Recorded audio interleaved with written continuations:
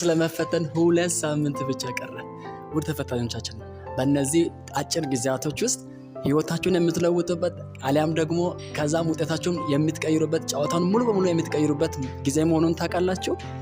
እነዚህን 5 የምነግራችሁ ነገሮችን 5 ፕሪንሲፕሎችን ካደረጋችሁ እመኑኝ አይ ሆፕ ቀጣይ ዓመት አንደኛ ዓመት ተማሪ እንደምትሆኑ ተስፋ አደርጋለሁ። ሰላም ውድ የብሩህ ተስፋ አካዳሚ ዩቲዩብ ቻናል ቤተሰቦች እንዴት ናችሁ? እኔ ሳሚ ነኝ።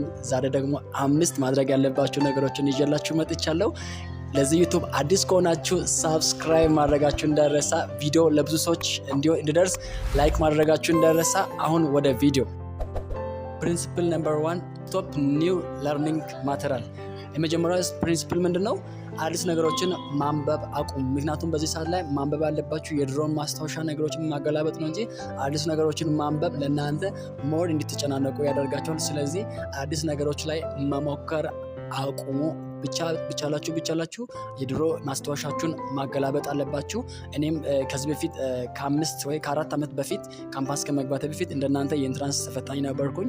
በዛ ሰዓት ሲያደርገ ነበረው እንደዚህ ኢንትራንስ ሲቀርብ ጊዜ ምንድን ነበር የሚያደርገው?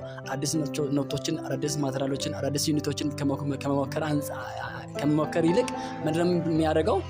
የድሮዎቹን ማንበብ ነበር የሚፈልገው። ስለዚህ እነዚህ ነገሮች ደግሞ እኔ በደንብ ጠቅመውኛል። በደንብ ኢንትራንስ እንዲያልፍ ጠቅመውኛል። አዲስ ነገሮችን ባነበባችሁ ቁጥር ምንድነው የምትሆኑት? ቴንሽን ትሆናላችሁ። ስለዚህ ቴንሽን እንዳትሆኑ ምን ማድረግ አለባችሁ? አዳዲስ ነገሮችን ማቆም መቻል አለባችሁ ማለት። ፕሪንሲፕል ነምበር 2 ሄቪ ፕራክቲስ ኦን ፓስት ፔፐር። ምንድነው እሱ? ከዚህ በፊት 2017 ለ2016 ለ2015 ላይ ተማሪዎች የተፈተኑትን ኤግዛሞችን በደንብ ማንበብ፣ ሪፈር ማድረግ፣ ጥያቄ መስራት፣ ብዙ ጊዜ እንደዚህ ነገሮች በጣም ይመከራሉ። እናንተም በዚህ በርቱ። እኔም እንደዛ ሲያደርግ ነበር። በቀን ቢያንስ አትሊስት 200 ጥያቄ ወይ 300 ጥያቄ መስራት እየሰራው ነበር ያኔ ማለት ነው። እና እናንተም ደግሞ ይህንን ሜተድ ከተጠቀማችሁ አይ ሆፕ በደንብ ጥሩ ውጤት ታገኛላችሁ ብዬ ተስፋ አደርጋለሁ። ጥያቄውን ደግሞ ሲሰሩ የእጅ ሰዓታችሁን ተጠቅማችሁ ኦር ደግሞ ስልካችሁን ተጠቅማችሁ ሰዓታችሁን እየቆጠራችሁ በ100 ደቂቃ ውስጥ ምን ያክል ጥያቄ መስራት ይችላል ብላችሁ ራሳችሁን ገምግሙ ማለት ነው። ይሄ ነገር ደግሞ የመስራት ፍጥነታችሁን በደንብ እንዲጨምር ያደርግላችኋል።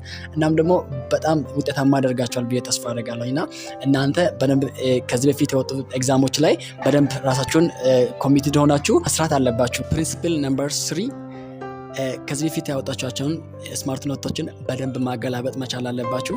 ምክንያቱም ጥሩ ይጠቅመኛል ብላችሁ ለወደፊት ብላችሁ ያስቀምጣችሁን ስማርት ኖቶችን፣ ፎርሙላዎችን እናም ደግሞ በተለይ እንደኔ ሶሻል ተማሪ ከሆናችሁ ኢቨንቱ የተከሰተበትን ሂስትሪ ላይ በተለይ ኢቨንቱ የተከሰተበትን ዓመተ ምህረት እነዛ ነገሮችን እያንዳንዱ ነገር የጻፋችሁበትን ማስታወሻችሁን በደንብ ማገላበጥ አለባችሁ። ከዚህ በኋላ ድሮ ላይ የተማራችሁ ነገር በደንብ ሜዲቴት እንድታደርጉ ይረዳችኋልና ስለዚህ ስማርት ኖቶቻችሁን በደንብ ማንበብ አለባችሁ። በደንብ በፍጥነት መቃኘት መቻል አለባችሁ። እነዛ ነገሮች ደግሞ ድሮ ላይ የደረሳችኋቸውን ነገሮችን አሁን ላይ ከእንደገና እንድታስታውሱ ይረዳችኋል። ስለዚህ ፕሪንሲፕል ነምበር 3 ይሄ ነው።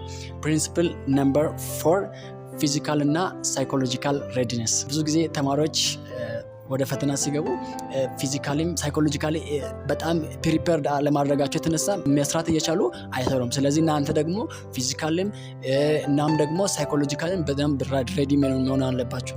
በዚህ ሰዓት ላይ አላነበብኩም፣ በዚህ ሰዓት ላይ ብዙ ነገሮችን አላየውም ምናምን ብላችሁ የምትጨናነቁ ከሆነ በጣም ትቸገራላችሁ። በጣም ስትሬስ ነው የምትሆኑ።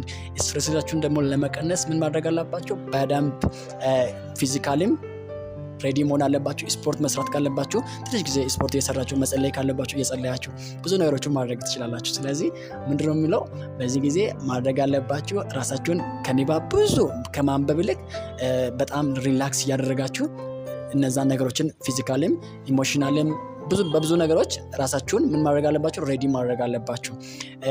ፕሪንሲፕል ነምበር 5 ሙሉ በሙሉ ማህበራዊ ሚዲያ ማቆም መቻል አለባችሁ። ምክንያቱም በዚህ ሰዓት ላይ ስክሮል እያደረጋችሁ ቲክታክ ከሚታዩ ብዙ ነገሮችን መስራት የምትችሉበት ጊዜ ነው እና እቺ ጊዜ ደግሞ ወሳኝና ለእናንተ ውዷ ጊዜ ስለሆነች በደንብ ማድረግ አለባችሁ። እነዚህ 5 ነገሮችን ካደረጋችሁ፣ 5ኛ ከማህበራዊ ሚዲያ መራቅ፣ 4ኛ ፊዚካልና ኢሞሽናል ኦር ሳይኮሎጂካል ሬዲነስ ነው፣ 3ኛ ስማርት ኖቶቻችን በደንብ ማድረግ ነው፣ 2ኛ ደግሞ ከዚህ በፊት የወጡ ፈተናዎች ላይ ፕሪፔር ማድረጋችሁ ራሳችሁን ኤግዛማይን ማድረግ ነው፣ 1ኛ ደግሞ አዳዲስ ነገሮችን አለማየት ነው። እነዚህን ነገር ካደረጋችሁ አይ ሆፕ ቀጣይ ዓመት አንደኛ ዓመት ሆናችሁ እንገናኛለን በሌሎች ፕሮግራሞች። እወዳችኋለሁ። በደንብ በርቱ።